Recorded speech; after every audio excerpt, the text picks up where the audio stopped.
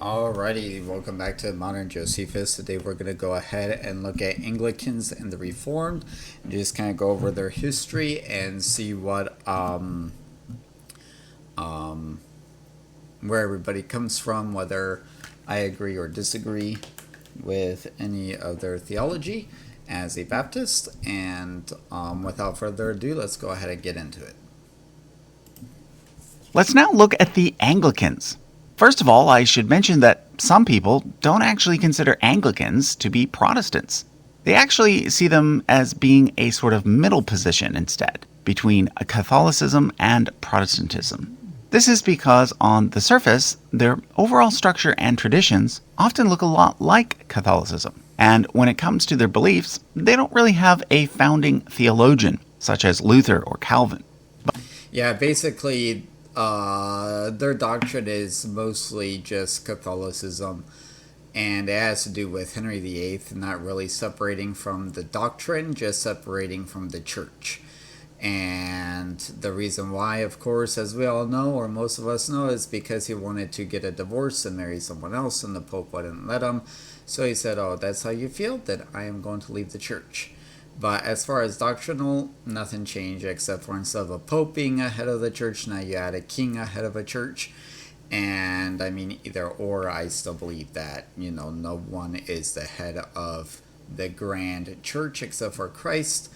And as far as individual New Testament churches, that would be just the pastor, the leader, that the people of that church decide. And the church, of course, is still the people.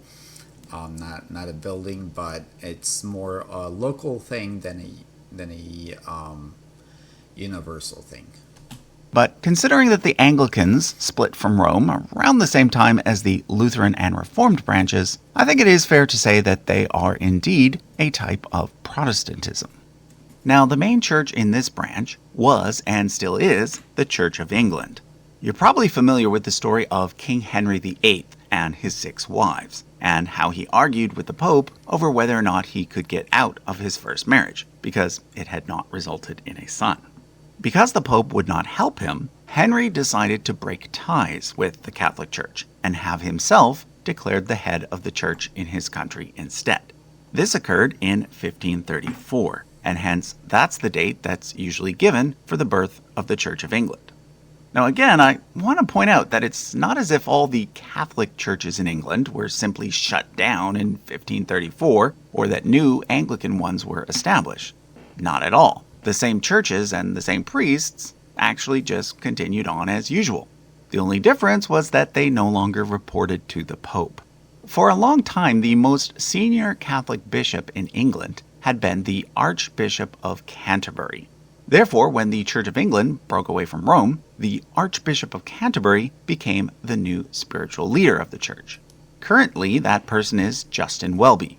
But please note, the Archbishop of Canterbury is by no means the Pope of the Anglican Church. Like the Ecumenical Patriarch of Constantinople, he's more of a first among equals.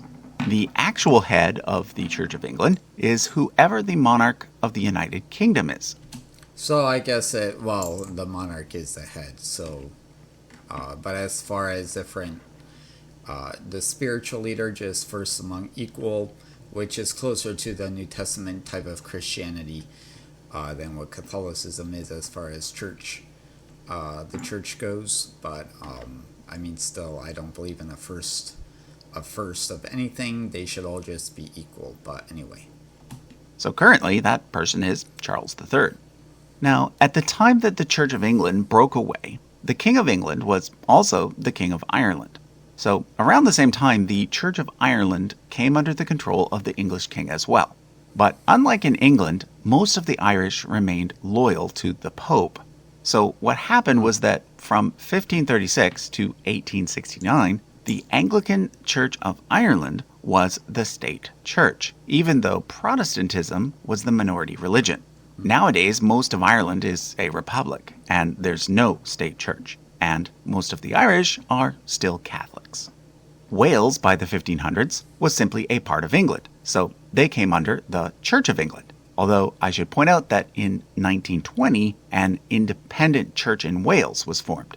When it comes to Scotland, well, that's actually a whole other story, which we'll get to in a bit. Now, as the English started to develop colonies all over the world, they took Anglicanism with them. Initially, churches in colonies were simply part of the Church of England, but over time they gained independence. Of special note is the Episcopal Church in the USA. Basically, when the American colonies split away from Great Britain, the Anglican Church there split away as well. Yeah, and so many historians call, George Washington, Thomas Jefferson, Episcopalians. However, for most of their life, they were Anglican until after the American War for Independence, which by then, George Washington was like in his late 40s or 50s. And so most of his life he had been an Anglican, and then it just switched once they declared independence and they became Episcopalian. And Thomas Jefferson, later on he became a Unitarian later in life, so most of his time he spent as an Anglican too, since that was most of his early years. Becoming known as the Episcopal Church. Episcopal meaning led by bishops. Over time, the Anglican churches in South Africa, Canada, Australia, etc. became independent as well. So that today, rather than just the Church of England, there are now 42 autonomous churches that together form the Anglican Communion. After the Church of England, the two largest are actually the Church of Nigeria and the Church of Uganda. And I should note that altogether, the Anglican Communion is currently the third largest division within Christianity, the largest being Catholicism and the second largest being Eastern Orthodoxy. However, that might be about to change because it looks as though the Anglican Communion is on the verge of splitting in two. The reason is that most of the leadership in the Western churches, in places like the UK, US, Canada, and Australia, support blessings for same-sex couples, whereas most of the leadership in the rest of the world do not. So, for example, the Church of Uganda and the Church of Nigeria are part of an organization called the Global South Fellowship of Anglican Churches. Just a few weeks ago, in February of 2023, they voted to no longer recognize the Archbishop of Canterbury as their spiritual leader. So it's yet to be seen whether the Global South Fellowship will leave the Anglican Communion altogether or whether some other resolution will occur. And I should point out that there are even some conservative Anglicans in the West who are also not happy with the current communion either. So, for example, some churches belonging to the Episcopal Church and the Anglican Church of Canada have split away to form the Anglican Church in North America, which is in communion with the Global South Fellowship, but not with Canterbury. Okay, let's now look at the Reformed branch, which is strongly associated with the French theologian John Calvin. In fact, the word Reformed is often used interchangeably with Calvinist. Now, most people associate Calvinism with its purest form, also called five-point Calvinism, and often summarized by using the acronym TULIP. However, I want to point out that there are actually several different versions of Calvinism, and that not all Calvinists hold strictly to the 5 points. Generally speaking, the main difference between Calvinism and other forms of Christian theology is that Calvinists believe in some sort of predestination, meaning that some people are destined for salvation and some people are not. But in this video, we're mostly concerned with denominations, not theology. So let's now look at the Reformed tree. Although the Reformed movement started in Switzerland, one of the main places where it really took hold was in the Netherlands. In 1571, the Dutch Reformed Church was established, and for over 400 years, it was the main Protestant church in the lowlands. Just theologically speaking, there are Baptists who hold to Reformed theology, the predestination and all that. But then you have your hyper-Calvinists and your not so hyper-Calvinists, and by that we mean hyper-Calvinists will not even go out to evangelize or do missionary work or things like that, while Presbyterians, for instance, who hold to some form of Calvinism, ended up sending missionaries all over, from the U.S. to all over the parts of the world.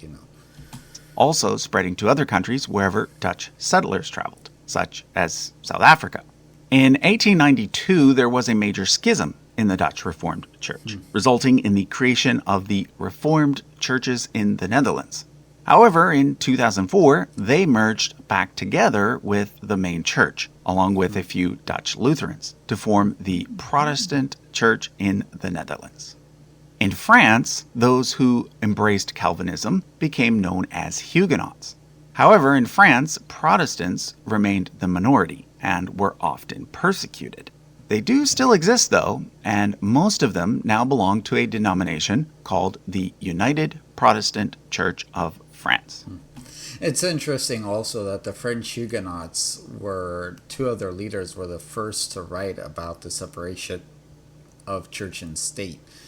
And their writings may have influenced John Locke and Charles Montesquieu as well. But I found that interesting when I read about it. It's been a few years since I read about it. I can't remember their names at the top of my head, but I do remember it was two French Huguenots who came up with the idea or theorized that it is best to have a separation between church and state as far as not having a state religion. Which brings us to the Church of Scotland, which ended up following a very different path than that of the Church of England. There, a theologian named John Knox led Scotland to embrace Calvinism. Yep, and John Knox was, according to Queen Mary of Scots, she said that John Knox made she feared John Knox more than all the armies of Europe. As well as a type of church government in which groups of presbyters or elders make decisions. Thus, this branch of Reformed Christianity became known as Presbyterianism. It spread to Ireland and then also to the American colonies, where eventually the Presbyterian Church of the USA was formed. A good one of my favorite missionaries of the 20th century, early 20th century, was a Presbyterian by the name of John Hyde. He was known as Praying Hyde, and he was known to sometimes pray up to 48 hours without stopping. Because of the nature of Presbyterian church governance, there were a lot of splits and mergers within American Presbyterianism. I won't show most of them. However, I do want to point out that because of the U.S. Civil War, the church was pretty much split in two in 1861, resulting in a new Southern-based denomination called the PCUS. That division stayed in place until 1983, when the two parts were merged back together to form the Presbyterian Church USA. However, a decade before the merger, a group of conservatives split away from the PCUS to form the Presbyterian Church in America. Another type of Christianity that is associated with Calvinism is Congregationalism. In the next episode, we'll be looking at the English Puritans and Separatists, who were among the first Europeans to settle in America. They had a theology similar to the Presbyterians, but had an even more democratic form of church governance. Basically, in Congregationalism, every local church is independent and can make its own decisions. Several of the early American colonies had Congregationalism as their official state religion. Now, I find it interesting that Congregationalists would have come out of Reformed, but I also see this arrow that continues on, this arrow here that continues on this way, because the Puritans were Anglicans who saw that some changes needed to be made within the Anglican Church, and a lot of them, or most of them, became the Congregationalists. So, interesting, weird, okay. Anyway. Including Massachusetts, Connecticut, and New Hampshire.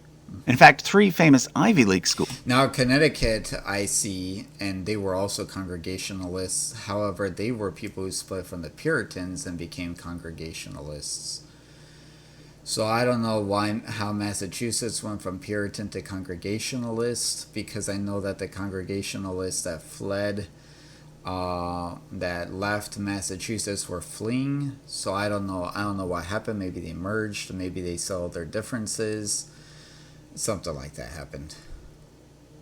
But the Puritans came out of Anglicanism. So I don't know how that all happened. Would have been nice for some more detail. Schools, Harvard, Yale, and Dartmouth were all founded by Congregationalists. Over time, though, other denominations eclipsed Congregationalism. Perhaps the Great Awakening maybe kind of destroyed Puritanism, maybe? In the U.S., so that nowadays it's actually one of the lesser-known branches of Protestantism. In 1957, the largest Congregationalist denomination merged with the ENR Church, which was a mixed Lutheran Reformed church, to form the United Church of Christ. Okay, so that's where we're going to end this episode. I'd be curious what their how would you call it? How they combined their theology together. That'd be interesting. Anyway, it sounds like he's about to end. In about 3 weeks' time, I'll be releasing episode 4, in which we'll mostly be looking at the Anabaptists and Baptists, two groups with similar names but very different histories. For now, I encourage you to check out the video by Ready to Harvest, in which he dives deeper into some of the differences between Moravians, Lutherans, Anglicans, and Reformed. Alrighty, so we'll leave it there.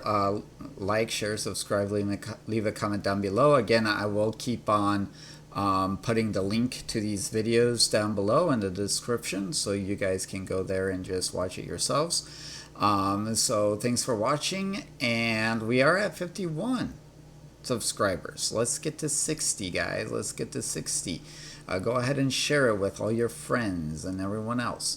But for now, we'll see you in the next video.